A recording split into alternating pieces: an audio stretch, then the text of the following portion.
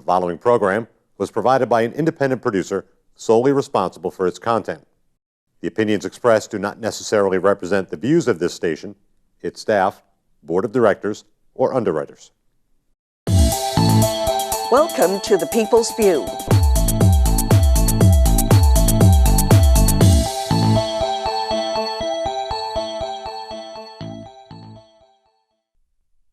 Hello. Today we have candidate for Alderman-at-Large, Mark Cookson. Mark, you've been alderman in Ward 1 and an alderman-at-large and ran once again until the Nashua Telegraph forgot who you were. Yes, they did forget who I was. That must have been some kind of screw-up. You know, I started receiving phone calls at 6 o'clock that morning. No kidding. Absolutely. And, yeah, it was quite the fiasco. Oh. And, you know, it was something that happened. You had to deal with it, and I'm making certain that it doesn't happen again. Good. So we're set for this election. I don't believe the Telegraph will forget that. Yes, there are two candidates for this office. Well, that's not hard for them to remember at all, is it? Well, you've been before. People know a little bit more about you, how you've acted in.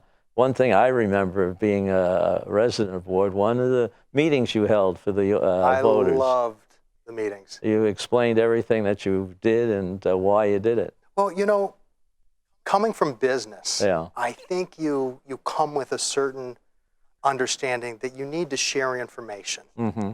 And that's exactly what I did. Is I used the opportunity to hold quarterly meetings with the residents of Ward 1. Mm-hmm. And I primarily did it when I was the Ward 1 alderman. Mm-hmm. But I did. I had quarterly meetings. I had 15 of them. I didn't have one the first quarter that I was in office, mm-hmm. but I had 15 of them over the first 2 years.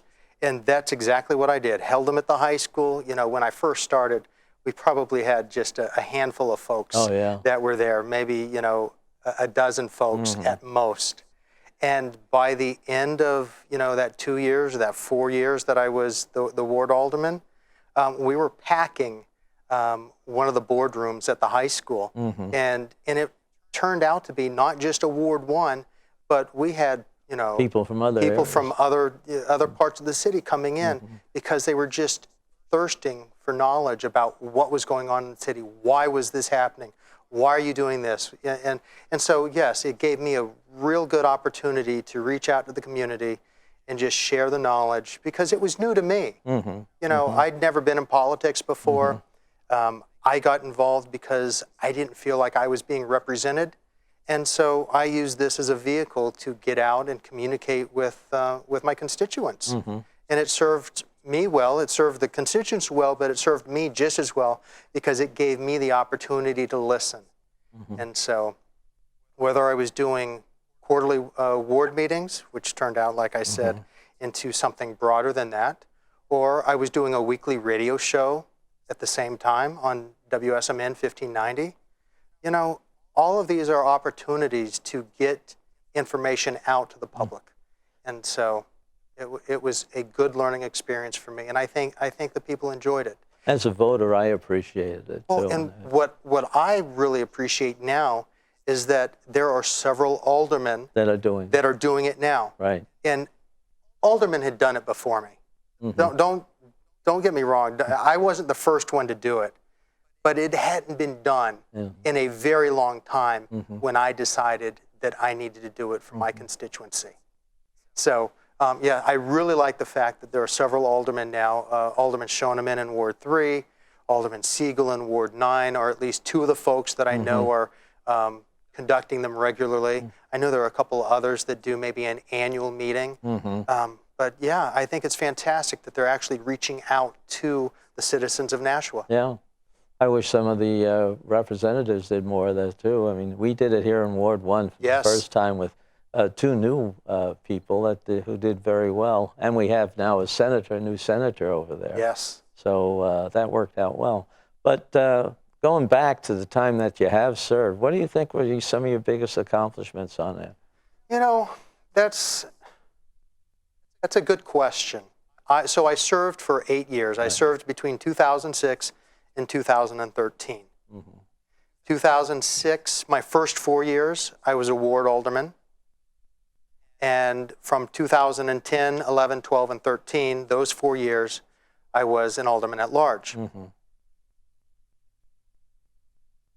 People say there's not a big difference between the two roles. As a ward alderman, you're really given the opportunity to have very intimate conversations with your neighbors, the people that you interact with, probably on a daily, weekly basis. And so when I was the ward alderman, I was really able to react to the needs of the community, whether it was, and at the time, we put up a stoplight on Broad Street or a walking light on Broad Street.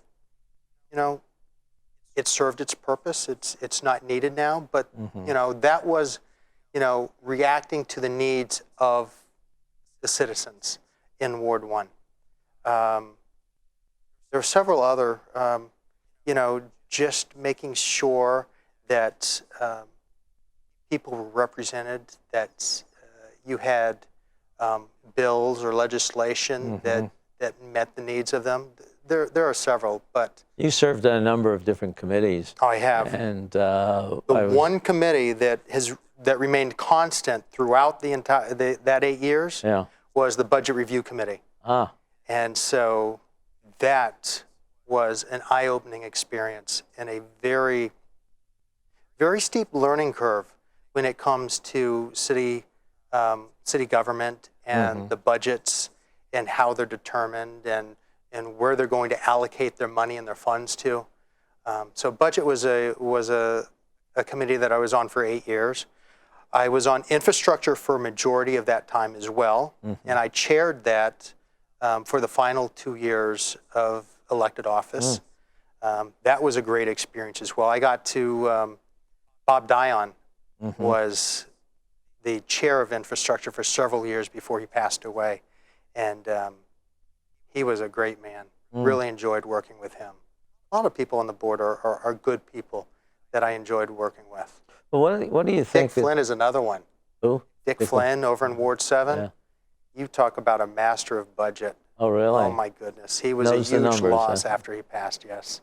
Oh. Well, what do you think is going to be a problem with the budget? I mean, we're really near the top of the cap there. You are very close. The city is very close to the top of the cap. We might be even closer because the Budget Review Committee this past week added another $55,000 for a police officer downtown. Right. You are literally $50,000 away from that spending cap. If there's an emergency that takes place in the city, it's going to require, and I'm assuming by emergency, it's going to exceed that $50,000 threshold. It's going to require 10 votes on the Board of Aldermen to exceed that spending gap. So yeah, you're dangerously close to it.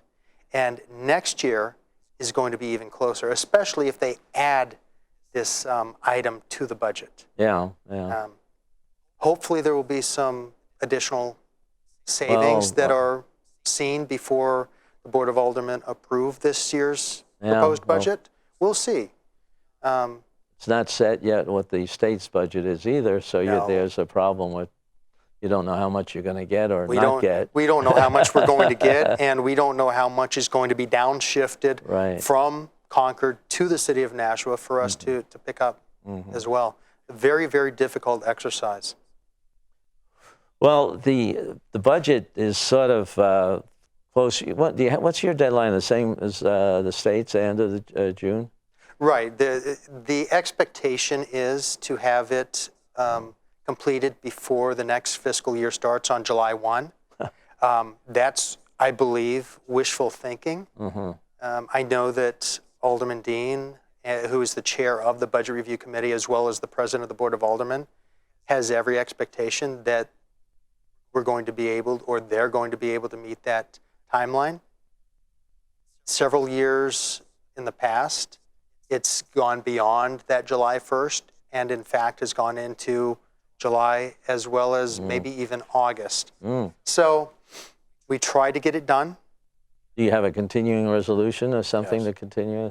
Because that's what they're talking about might happen in the state. And we were told today that we're really not going to be getting together with the Senate to any formal until the 25th of June. Well, you're cutting it close, aren't you, Carl? Yeah. So anyway, just to warn you. Yeah, thank you. Well, you know, our 'Cause by election. that time, listen, yeah. the election's on June 23rd, Right. so we may actually know the winner of this race prior to That's right. you meeting. Yeah. Well, what do you see outside of the budget? I mean, there are other things. Downtown, we're worrying about that. We're losing some people Yes. downtown. Yes, we are. We have a drug problem that we have to worry about. I don't know what else that Yes and yes. Repair roads and stuff Yeah, you're like talking that. about infrastructure. You're talking about business development. You're talking about, the epidemic of drugs. Included in that, I would add education. Mm-hmm. We're having a difficult time with the scores of our students, and they continue to drop. And what I'd like to see is to turn that around, and have our education produce the students and in math and science and English, and get those scores back up. So that What do you think it's going to take for that? I mean, I've been here for, I don't know, I guess I came about 12 years ago. so we came around the same time. Yeah. 90, 96, 97, No, 98. no, it was Oh, 2002. 2000. Oh, good thing that. It's yeah. 12 years. 12 years. Is it 2015 already? Wow. But anyway, I worry. We're losing population, and we're not doing any better. The elementary age population is decreasing. Right.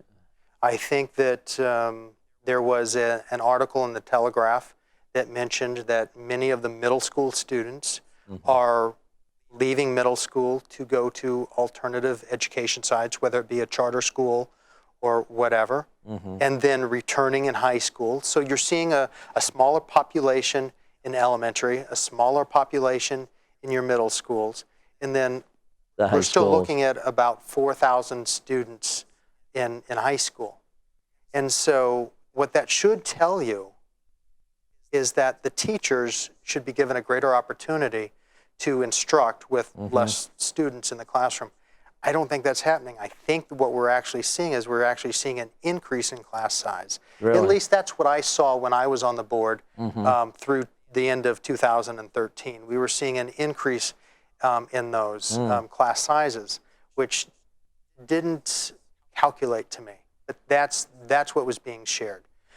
Certainly there were some schools that had a smaller population than others, but for the most part, all the class sizes were increasing.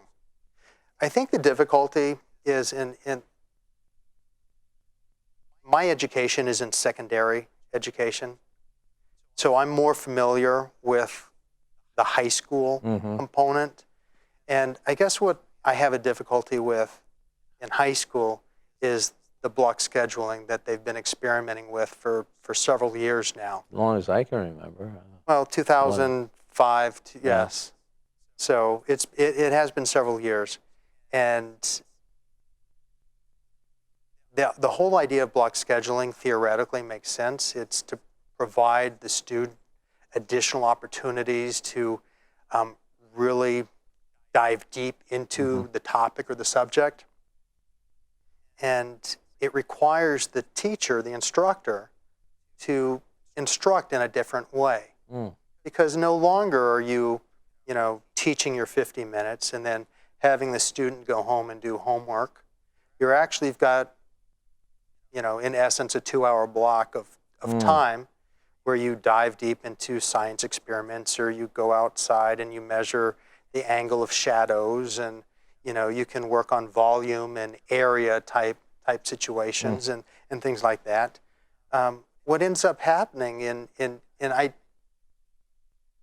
from hearsay, I tutor students in the evening as well in math subjects. What they tell me is that the instruction hasn't changed.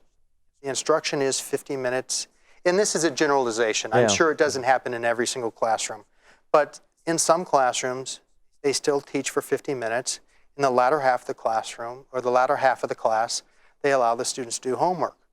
And because we're on a block schedule and you've got a semester of that, you're actually doing half the learning that's required. So it's difficult.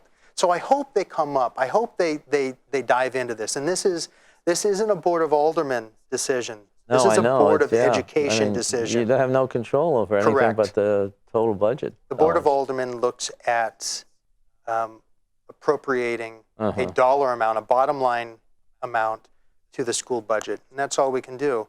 And then it's the Board of Education who comes in and decides where they're going to spend that money. So I think there are quite a few efficiencies that can be learned in the education system. So Well, what do you think about this Common Core that they're trying to put together? I mean, it doesn't seem like it's being implemented very well when one whole middle school sort of revolted and didn't want to do the tests and stuff like that. And from what I heard 55% of all 11th graders have. Oh, yeah, they have not taken some of the tests. Yeah, they've opted out of that. Well, yeah, and the information that's in now. Well, yeah, it was like I guess the superintendent's comment, which I think was self-serving, was that they just figured this was a way they didn't have to do any testing. You know? And I'm sure in some cases, I think it's the adults, because we're getting it up there in Concord. The adults are up there hot absolutely. and heavy. No, And I'm completely opposed to Common Core. It has no place in our school system. It doesn't belong. You're not teaching the students, and it just doesn't belong in Nashua. And I think that we should go back to the tried and true method of what we know works. And it's sitting down and it's learning the 3 R's, the reading, writing, and arithmetic, and get to business and teach the students.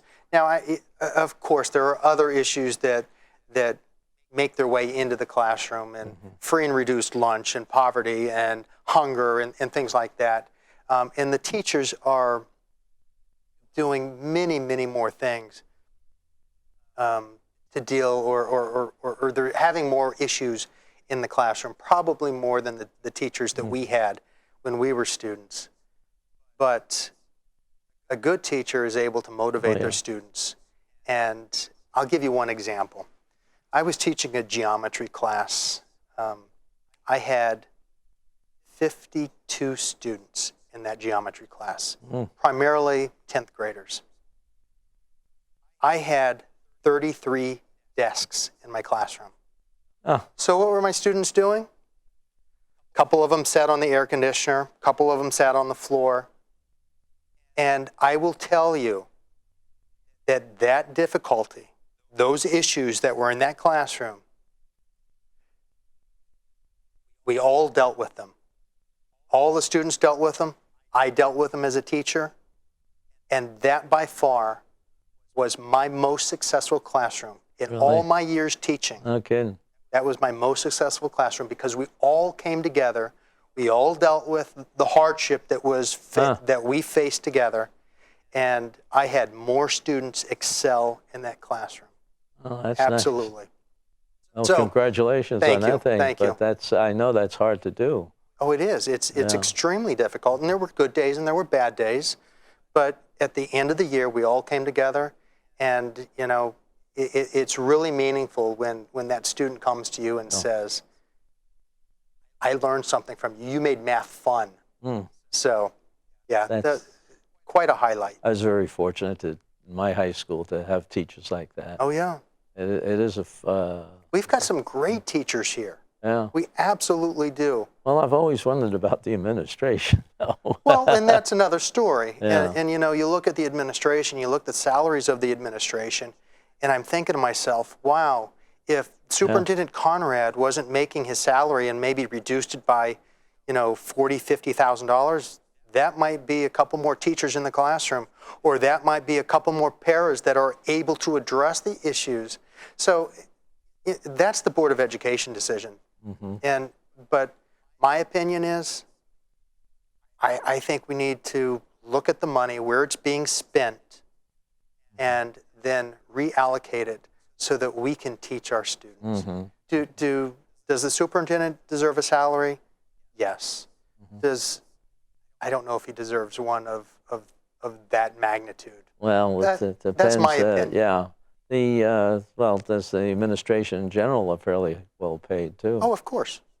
Several departments throughout the entire city have several members that are making more than six figures on annually.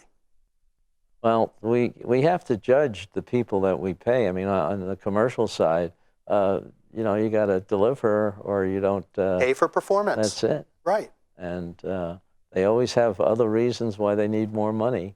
And that's what's being asked every single year is, we need more money for this, and we need more money for that. I don't know how much of that money is making it into the classroom, or how much of that money is making it to make sure that there are the tools that these employees need to do their job. Fire, police, teachers, public works, whatever it is. Well, let's switch a little bit away from education and get to what are we going to do with downtown? How are we going to build that up? And the other question, we have a new person now ahead of the Chamber of Commerce. I don't know if you know Hatch. her. Yes. And former mayoral candidate from several years ago. Yes. Do you think this you can work together to build up the downtown, or? I think we have to work together. Yeah. Absolutely have to work together. The aldermen aren't in the business of creating jobs. We don't do that. We can affect the environment in which jobs may be created, but we have to have other people engaged and involved. I think the Chamber of Commerce is a wonderful opportunity to engage with Tracy Hatch and make sure that that we're working in lockstep. I think that our economic development director, I think he needs to, make some strides. One of the things that just boggles the mind, and yes, we can talk about downtown specifically, but there are companies all over Nashua that are leaving. And we're trying to, what are we doing to try to retain them? Jabra left. Are you familiar with Jabra? No, I'm not. It's a telecommunications company. They do hardware. It's more like speaker phones and earbuds and the such. Great company. Many of their products are used in business to conduct conference calls and such. They left for Chelmsford about a year and a half ago. Maybe it was 2 years ago already that they left for Chelmsford. Why in the world would we have a company in Nashua move to Massachusetts? Yeah. It doesn't make sense to me. But what it is that they know what their tax rate is going to be in Massachusetts. And they would much rather deal with that than the business tax in New Hampshire, because they don't know. It's a variable. And so until things happen in Concord, we really need somebody to address that. Well, let's hope we can get that through on the state. I hope so. It's still in the Republican budget anyway, and we'll find out how the Democrats, because they like to spend money up there too. So yes, it's a common theme. Yeah. We do have areas, though, like off Spitbrook, that are developing for business. Yes, the Flatley property, right. Behind the old HP and Digital and Compact facility. That whole hill, they're sort of really going to town building. It is. They've knocked off all the trees and they've started building. It's an amazing development opportunity and technology that they're building over the incubator space that they've got over there. It's wonderful, and I'd love to tie it into, at one point in time, we were trying to tie that in with incubator space over in the Millyard Technology Center. And then as you graduate from this size of company generating this much revenue, you move over to this space and you're given opportunities over there. I think it's a great opportunity. I don't know if we will ever compete with 128, though. No, I don't think so, but there's a lot in between that you can do. There is. And one thing that I don't know, maybe you can tell me, if the connection with the state economic development is tight. It should be, but I don't know really. I haven't seen any examples. I don't know. I know that Jeff Rose left BAE to go up and take the state position. I'm not sure what his interaction is with the Nashua community or our economic development director. I'm sure there is one. I hope that there is one. There should be. But, you know, well, again. Yeah, he's still growing in his job, but Certainly. They tried to cut some of his budget. Now we're trying to get it back into the Senate, though I don't know what they are looking for. We'll have to see how that works out. Well, but he needs some money to be able to go out and get to some of these businesses. Certainly. And, you know, you look at the southern half of New Hampshire, Manchester, Nashua, Salem, they are the revenue-generating areas for the entire state. And so we actually have to look at business development. We have to look at bringing businesses in. And whether it's companies like Jobber bringing them back in, and Skillsoft has a headquarters here. You know, these are all good companies. And trying to tie this back to downtown Nashua, I think that the real estate becomes the real issue. Because we are a city that builds out flat and we don't build up, I don't think you get the real estate prices that are necessary for somebody to come in and develop. And again, you're restricted to height. And then I've been part of conversations when I was an alderman for that 8 years about what do we want Nashua? How do we want to be remembered? And do we want to go to the south and look like a Lowell?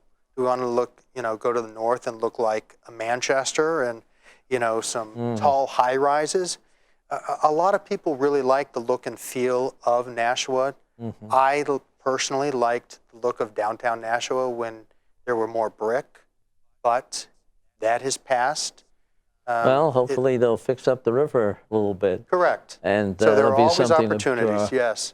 So, you know, Alex is moving to Exit 8. Alex Shoes is moving to Exit 8. I think he's going to keep the building and potentially rent it out to other merchants that would like to come to downtown.